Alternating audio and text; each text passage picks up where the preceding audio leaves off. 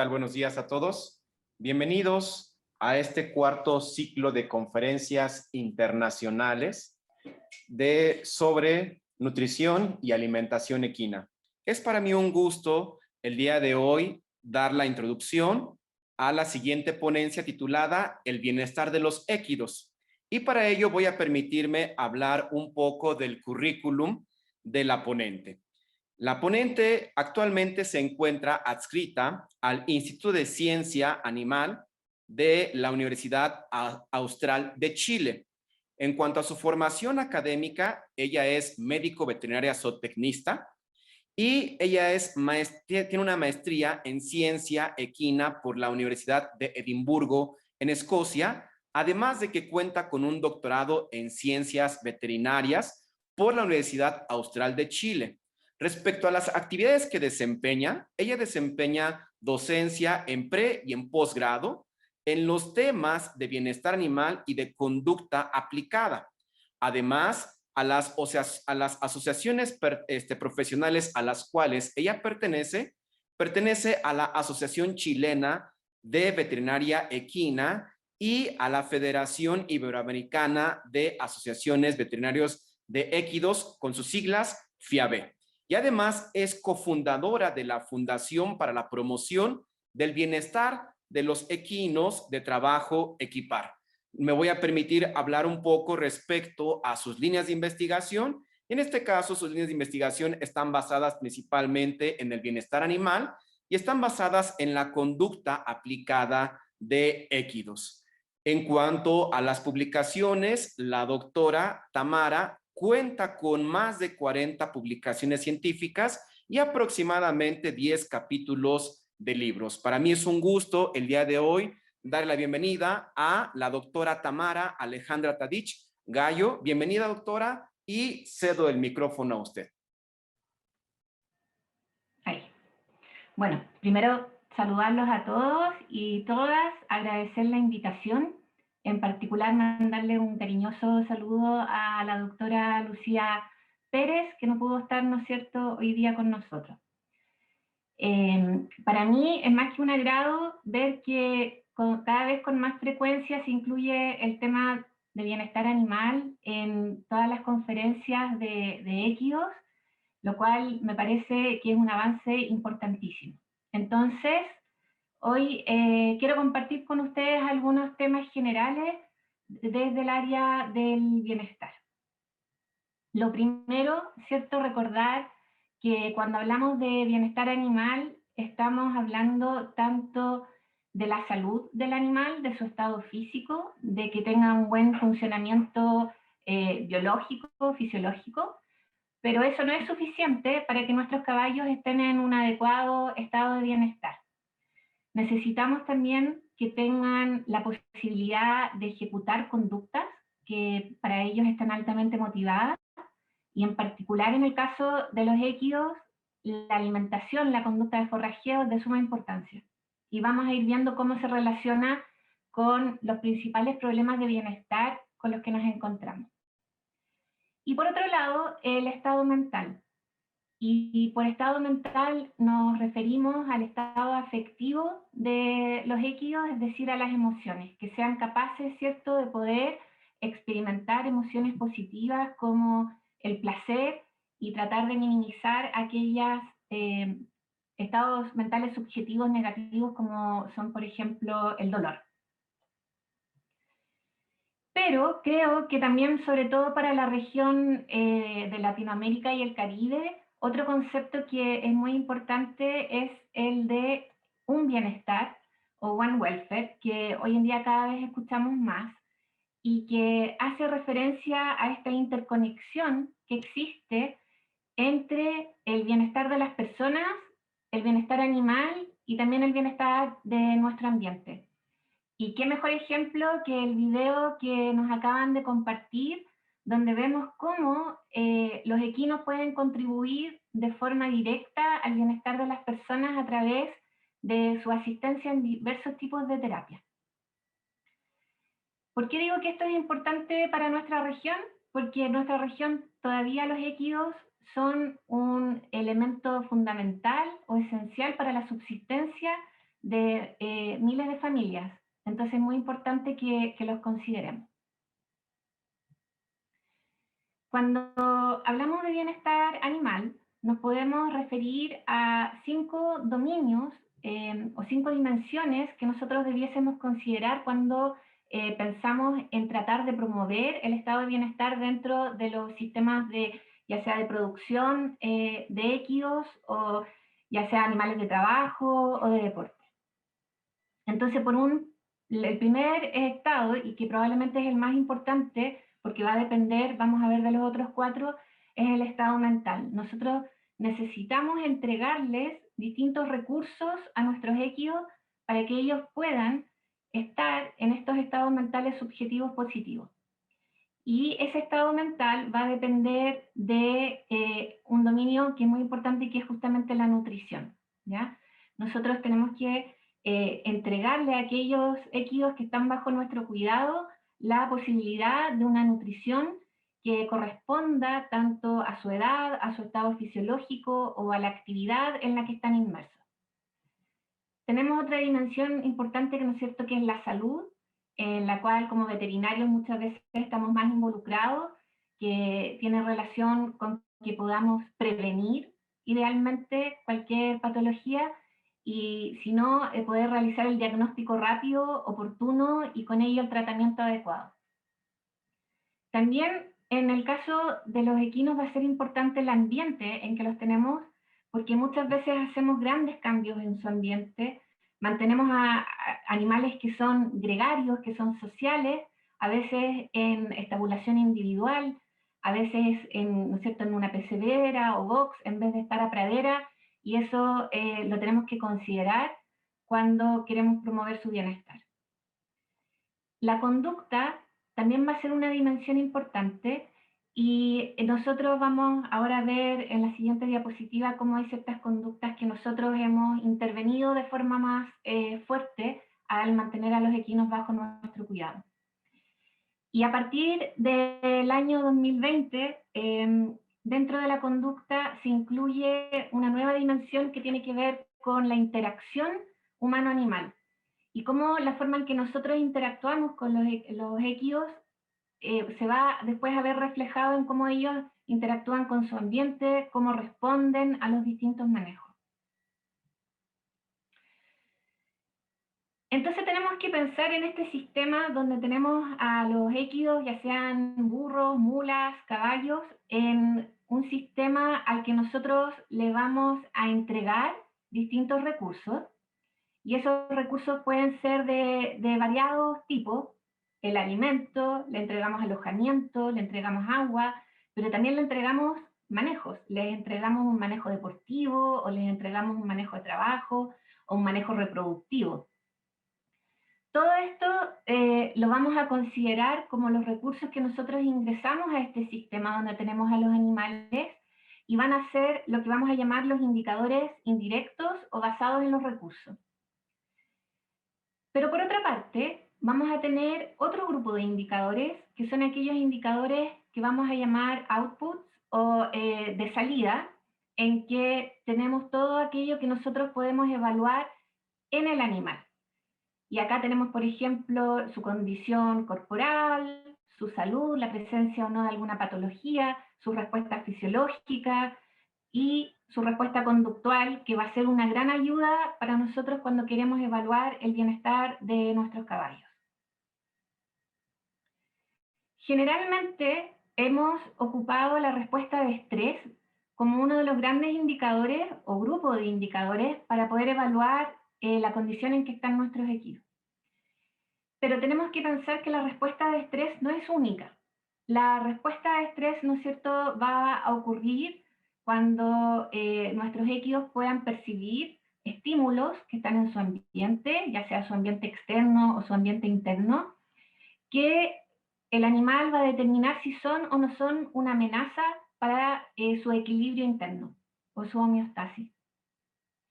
Cuando el animal decide que efectivamente estos estímulos pueden ser una amenaza, va a tener que organizar una respuesta para defenderse. Y esa respuesta puede ser de 4 tipos. Y la primera respuesta es la respuesta conductual. Esa es la primera línea de defensa que tienen nuestros equidós. Pero también vamos a ver algunas respuestas fisiológicas que van a estar relacionadas con la activación del sistema nervioso autónomo, que también la conocemos como respuesta de fuga o pelea. La respuesta neuroendocrina, que va a estar relacionada, ¿no es cierto?, con el eje hipotálamo, hipófisis, adrenal, y generalmente lo asociamos con la liberación de algunas hormonas como los glucocorticoides.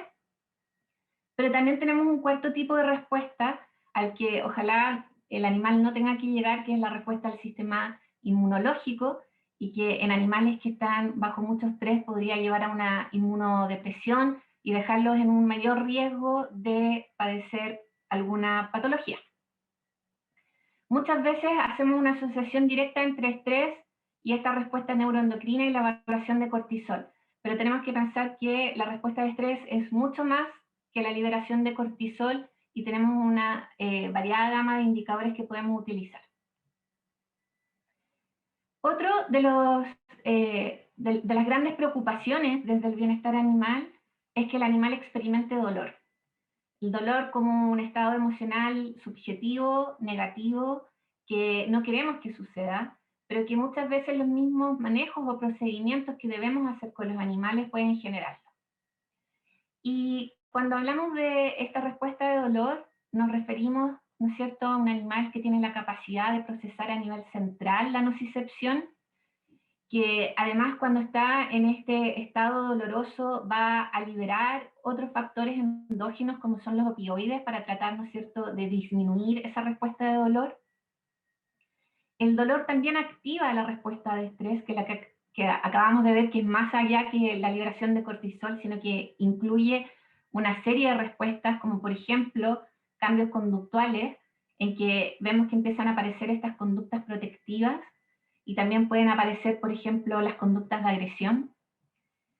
Pero también los animales, cuando sufren dolor, hay un mecanismo de aprendizaje, porque el animal no quiere volver a incurrir, ¿no es cierto?, en esas situaciones que son dolorosas. Y si nosotros hacemos manejos que sabemos que son dolorosos y no utilizamos, por ejemplo, analgésicos, el animal, el caballo va a aprender a luego tratar de evitar esos manejos o evitar lugares que asocia con manejos dolorosos. Y en eso como veterinarios tenemos que tener cuidado para no generar ese aprendizaje asociado a los manejos que realizamos con nuestros equidós.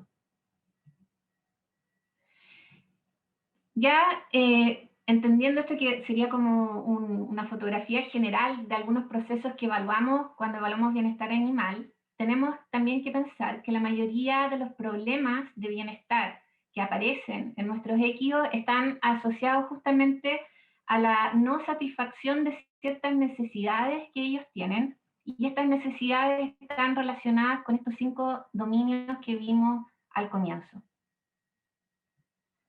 Entonces, por ejemplo, los equinos tienen necesidades de alimentación que son distintas a otras especies y que nosotros las cambiamos cuando los tenemos en sistemas intensivos. Los caballos tienen una alta motivación por forrajear, ¿ya? Y esta alta motivación por forrajear también está relacionada con su anatomía y con su funcionamiento fisiológico.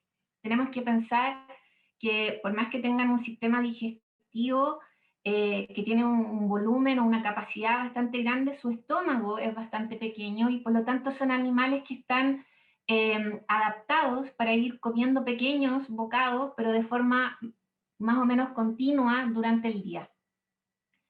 Y por eso cuando nosotros vemos cómo los caballos en condiciones naturales distribuyen su tiempo, cuando están en condiciones de manejo extensivo, podemos ver que aquí la línea rosada con los cuadraditos representa la conducta de forrajeo. Vamos a encontrarnos que hay ciertas horas del día en que esta conducta, ¿no es cierto?, va a aumentar, que generalmente es temprano en la mañana y luego al atardecer. Estas horas, yo digo temprano, asociándolo a la hora en que sale el sol, y obviamente en el sur de Chile el sol sale bastante más tarde que, ¿no es cierto?, en otros países que están más hacia el Ecuador.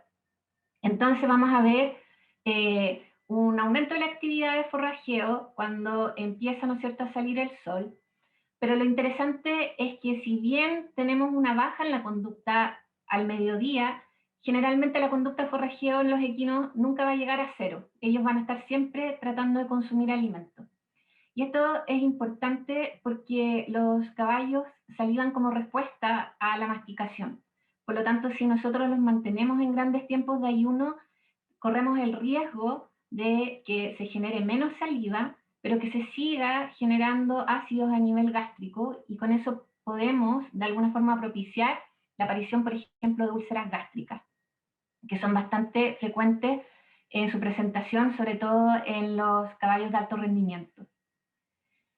Generalmente los caballos, ¿no es cierto?, van a forrajear menos a las horas de más calor. Acá tenemos la curva de temperatura en azul.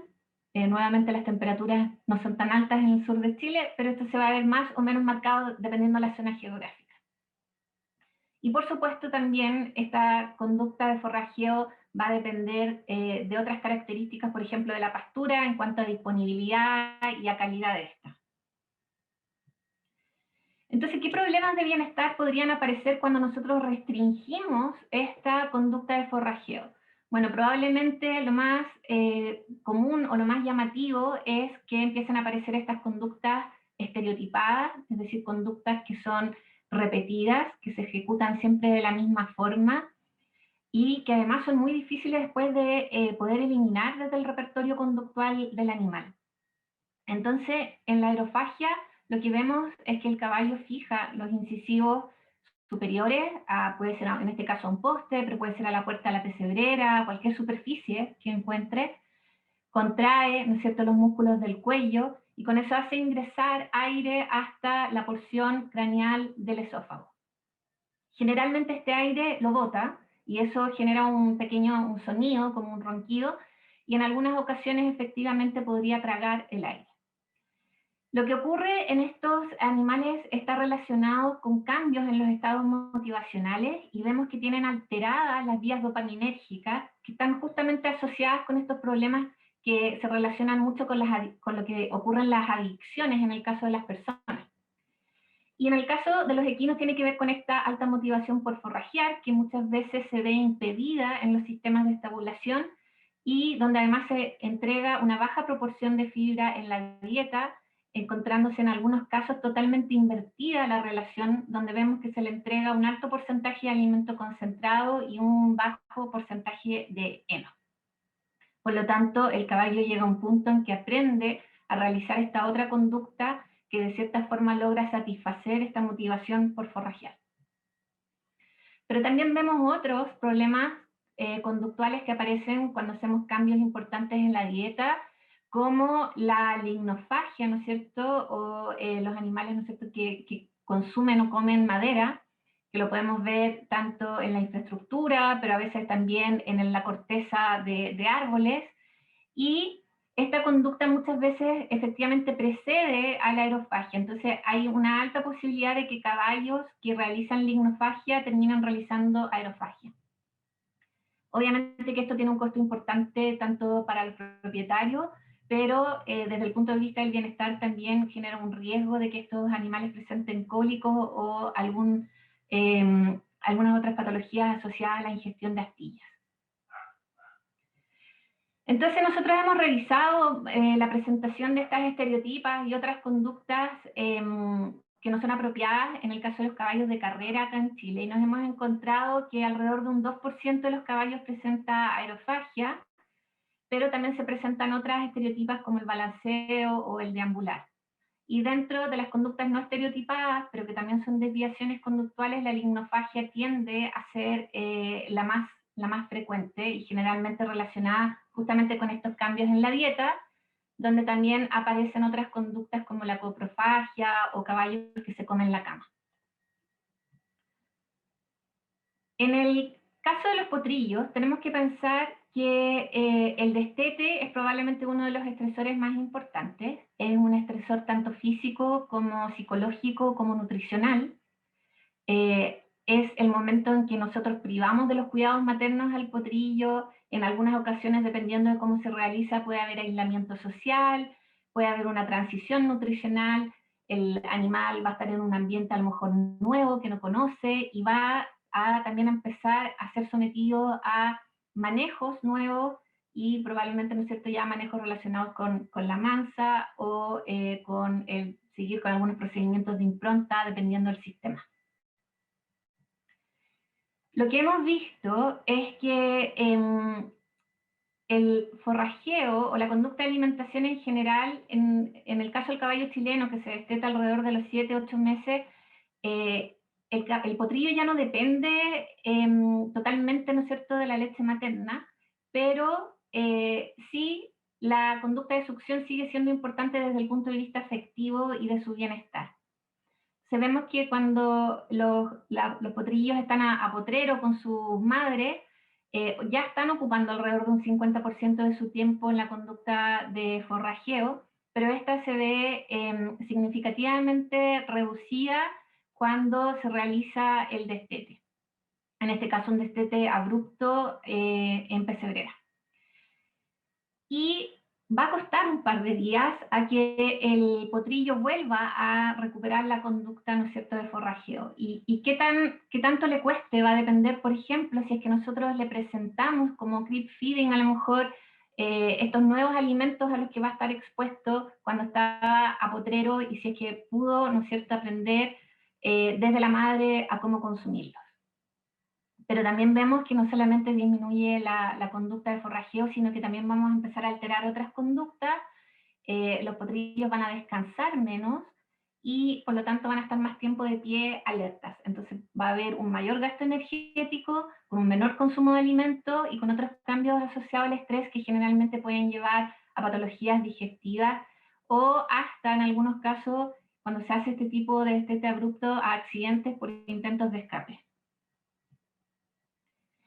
Otros problemas que son más de, a lo mejor, cotidianos, son aquellos relacionados con la condición corporal. Y no solamente va a ser un problema aquellos equinos, ¿no es cierto?, que estén en una condición corporal muy disminuida, sino que también va a ser un problema aquellos animales que están en una condición corporal muy alta o de obesidad. En ambos casos hay un problema de bienestar, simplemente los riesgos de lo que pueda ocurrir van a ser distintos, pero ambos extremos debemos, ¿no es cierto?, cuidarlos a través de una apropiada alimentación.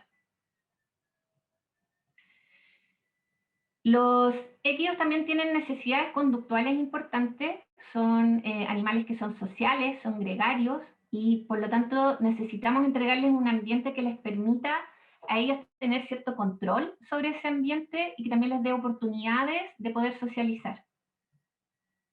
Entonces el juego es una conducta que es positiva, que va a denotar un estado afectivo positivo, de placer en el animal, y que además lo asociamos con que el animal tiene que estar en un ambiente apropiado para poder expresar efectivamente estas conductas.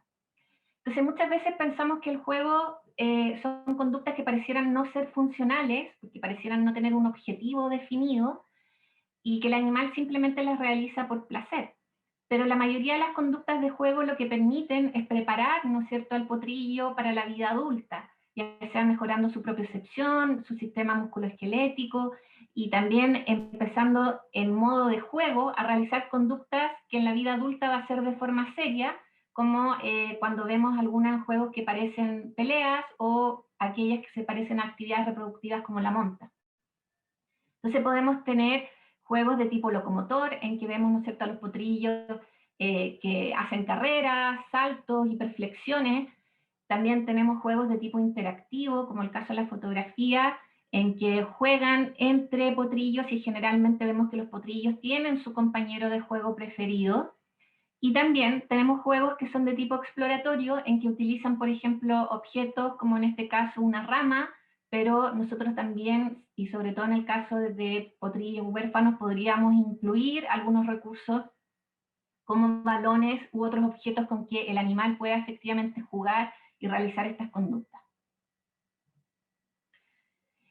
El cuidado personal también es una conducta que asociamos a un estado mental positivo, y acá vamos a tener dos conductas: el autoacicalamiento, como en la fotografía superior, o el aloacicalamiento, que es cuando el acicalamiento ocurre entre dos individuos y que nuevamente, generalmente los caballos tienen su compañero de acicalamiento preferido. Y eso es algo que tenemos que cuidar, sobre todo cuando apartamos grupos, en grupos más pequeños, que muchas veces lo hacemos ya sea por sexo o por edad, y no tenemos presente que los equinos forman relaciones y tienen a sus compañeros con los que están acostumbrados a realizar ciertas actividades. Bueno, generalmente en situaciones que son muy estresantes vamos a ver que esta conducta de cuidado personal se va a ver reducida y por lo tanto lo podemos también utilizar como un indicador de un problema de bienestar. En este caso tenemos potrillos destetados y vemos, por ejemplo, en el caso de la conducta de juego, que tiende a ser frecuente previo al destete a potrero, se va a ver limitada con el destete, porque los potrillos no necesariamente quedan con sus compañeros de juego, y recién 10 días post destete vemos que se empieza a recuperar esta conducta positiva. Mientras que las conductas agresivas, que prácticamente son inexistentes previo al destete, aparecen justamente con este manejo y tienden después a mantenerse en el tiempo. Por otra parte, el acicalamiento, que también es frecuente de ver en apotrero previo al destete, también se va a ver reducido cuando hacemos el manejo del destete y también recién alrededor del día 10 empieza a aumentar. Y otra conducta que podemos utilizar como indicador de bienestar son las vocalizaciones, y vemos que las vocalizaciones van a aumentar. Generalmente los potrillos no vocalizan mucho a potrero, a no ser que sea para llamar a la madre o para contestarle a la madre, pero vemos que estas aumentan significativamente al momento del destete y luego rápidamente se reducen porque el potrillo aprende rápidamente que no saca nada con seguir llamando a la madre. Los equinos también van a tener necesidades que tienen que ver con el ambiente. En general, los animales siempre van a preferir poder tener cierto control sobre el ambiente en que los tenemos. Cuando nosotros no tenemos la posibilidad de controlar nuestro ambiente, eso empieza a generar estados afectivos negativos, empieza a generar estrés, empieza a generar frustración. Y el ambiente de nuestros equinos depende básicamente de nosotros. Nosotros somos los que diseñamos su ambiente y decidimos qué cosas se van a incorporar o cómo se van a incorporar.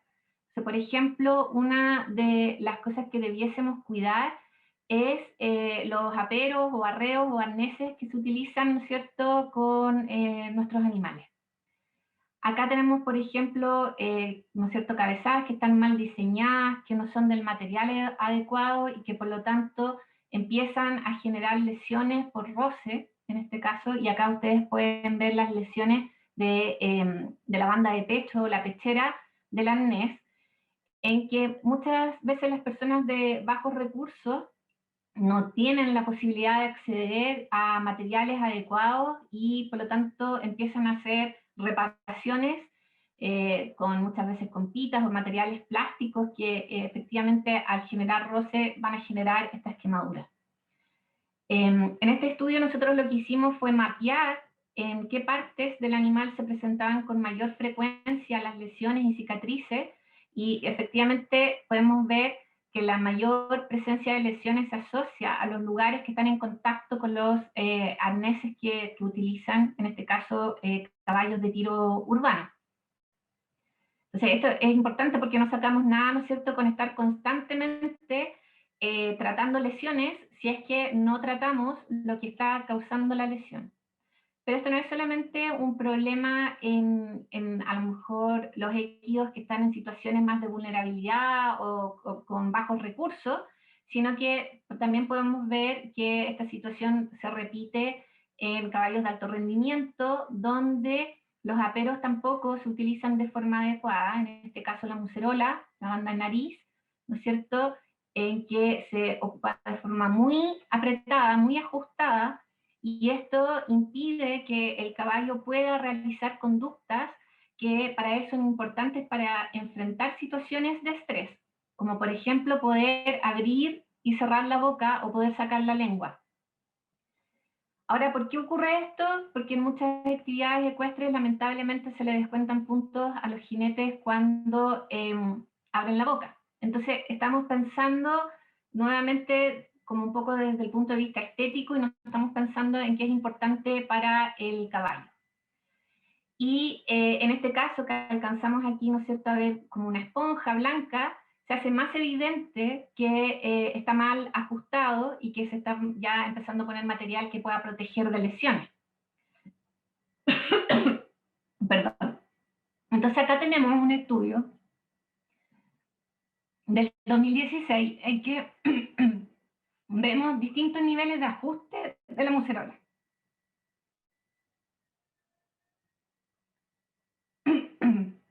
Le voy a pedir que se fijen en la línea azul en que no está ajustada y en la línea morada en que está extremadamente ajustada, como lo vemos en la fotografía.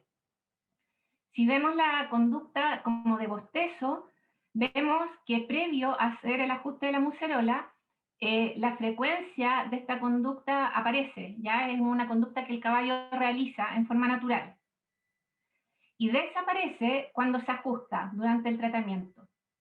Pero lo interesante es que en la recuperación, una vez que nuevamente se suelta la mucerola, ocurre como un efecto rebote y esta conducta aumenta aún más en su frecuencia. Y si vemos lo que está ocurriendo con la frecuencia cardíaca, vemos que en aquellos que tienen altamente ajustada la mucerola, hay un aumento significativo durante el tratamiento justamente de la frecuencia cardíaca, ¿ya? Que luego disminuye una vez que se vuelve a soltar. Entonces es importante tener estas consideraciones porque a lo mejor visualmente uno ve que es un caballo muy bonito, que estéticamente se ve bien, que está en buena condición corporal, pero claramente estamos haciendo algo que puede afectar su bienestar.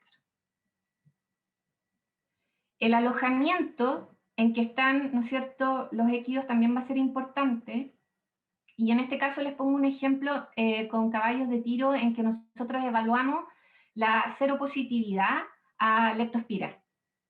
Y lo hicimos en un grupo de caballos de trabajo y también lo hicimos en un grupo de caballos del ejército. Y nos dimos cuenta que si bien en ambos grupos de equinos hay caballos positivos, seropositivos a distintos serobares de leptospira, la diversidad de leptospiras a las que están expuestos los caballos de trabajo es mucho más alta, ¿ya? Y esto tiene relación en que muchas veces los caballos están alojados en lugares donde también hay presencia de bovinos, de cerdos, de perros, de gatos, de roedores, ¿ya? Y esto es importante porque es una enfermedad, ¿no es cierto?, zoonótica.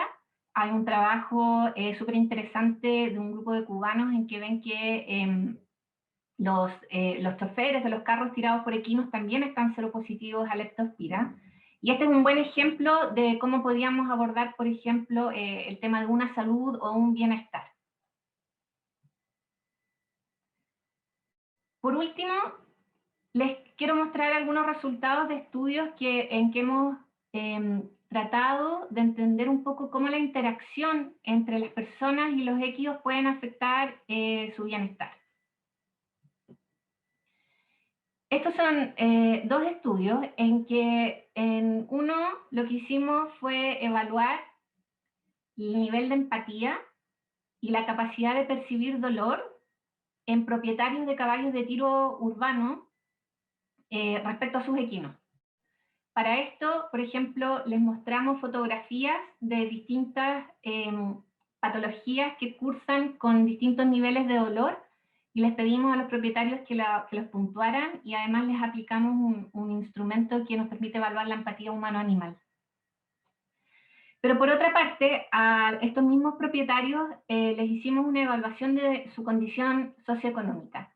Es decir, tomamos datos demográficos, vimos su nivel de escolaridad, si eran o no eran analfabetos, el ingreso que tenían y también el acceso a distintos servicios como agua potable, electricidad.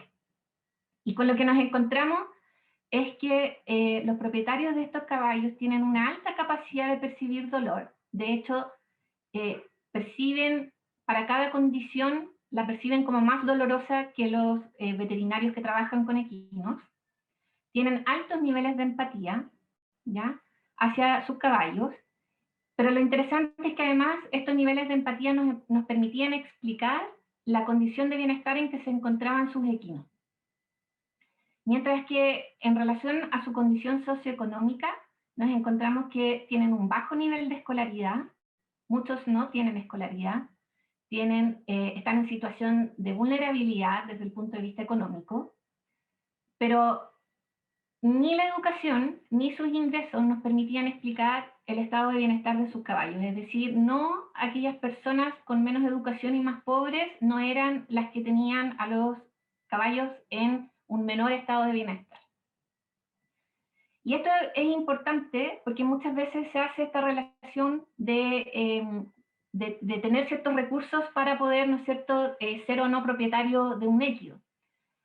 Pero al parecer es más importante estos otros aspectos psicológicos como la capacidad de empatizar y de ponerse en el lugar del otro, lo cual les permitiría, por ejemplo, tomar decisiones como llamar al veterinario en casos que se requiera.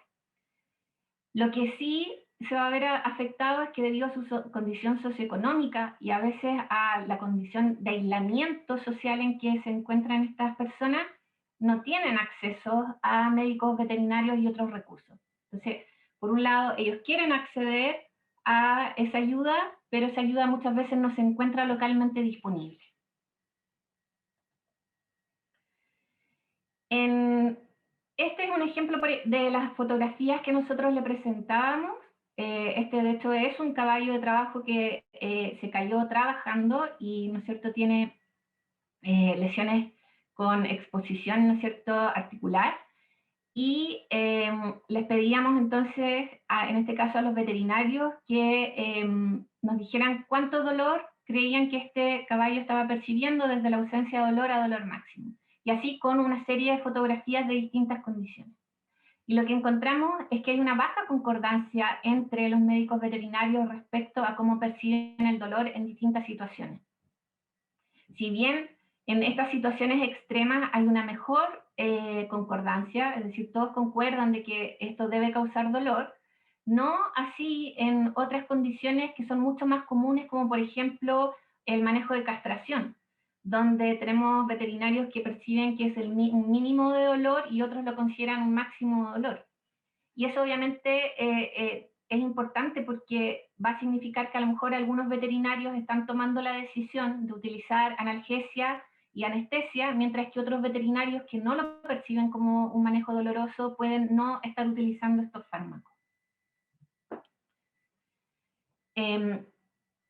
Este es un trabajo muy bonito que hizo el Donkey Sanctuary en conjunto con la UNAM.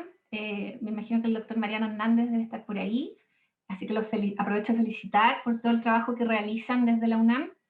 Y se le entregó a los niños estos dibujos de burros, ¿ya?, en una comunidad, y los niños tenían que dibujar cuáles creían, ¿no es cierto?, ellos que eran los recursos que sus burros necesitaban.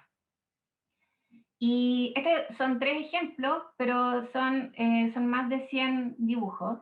Y si vemos, todos los niños son capaces de reconocer que la alimentación y el agua, ¿no es cierto?, aquí comida, agua, son recursos que son indispensables para sus animales. Así como también el alojamiento, que aquí está representado, ¿no es cierto?, con distintos tipos de techo, algunos recursos como los relacionados con los aperos, los arneses, pero también vemos, por ejemplo, niños que son capaces de reconocer que sus animales requieren algo más, en este caso, por ejemplo, ¿no es cierto?, amor, el veterinario, cuidados como cepillar. Entonces, en general, hay una capacidad de reconocer ciertas necesidades esenciales, pero a veces cuesta más reconocer ciertos recursos que son más específicos que puedan requerir nuestros equidos.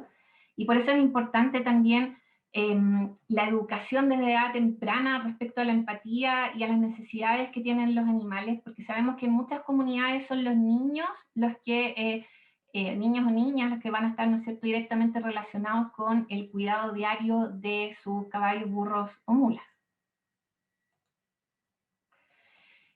En este caso, este es un estudio que hicimos ahora hace muy poquito, en que tratamos de ver si en el caso del ejército en que acá en Chile trabajan, un grupo especializado trabaja con mulas, y les quisimos preguntar, bueno, qué significaban para ellos las mulas, y hicimos un análisis de text mining, y nos encontramos, por ejemplo, que para los soldados, las mulas, ellos los consideran como un apoyo en la logística, en montaña, como un elemento de transporte, como un animal inteligente, noble, ¿ya? Tienen una visión de sus mulas que es bastante utilitaria respecto a cómo lo perciben.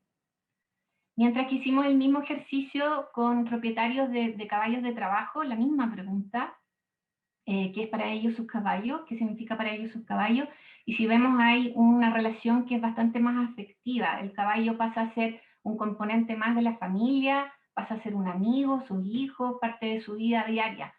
Eh, entonces también tenemos que tener presente que en las distintas actividades en las que están inmersos los equidós, estos pasan a representar cosas distintas para las personas. Y el cómo las personas lo ven también después se va a ver reflejado justamente en cómo ellos interactúan con sus animales. Y eso es algo que es súper importante que lo tengamos en consideración. Bueno, y creo que esta era la última diapositiva de lo que les quería contar. Les agradezco mucho la atención y entiendo que después vamos a tener una mesa redonda para poder realizar preguntas, pero nuevamente quisiera agradecer a los organizadores por la oportunidad de estar en este evento y compartir algunas cosas respecto al bienestar de los equidós. Muchas gracias. Doctora Tamara, muchísimas gracias por su presentación. Como bien comentas, más adelante habrá una sesión de preguntas y de respuestas. Vemos algunos participantes ya aquí en el chat haciendo algunas preguntas al respecto. Quiero comentarles cómo será un poco la dinámica.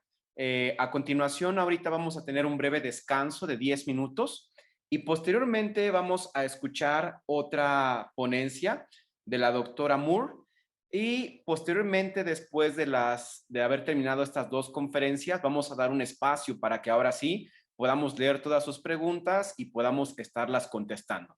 Entonces, a continuación, vamos a dar un breve descanso de 10 minutos y para poder continuar con la siguiente ponencia.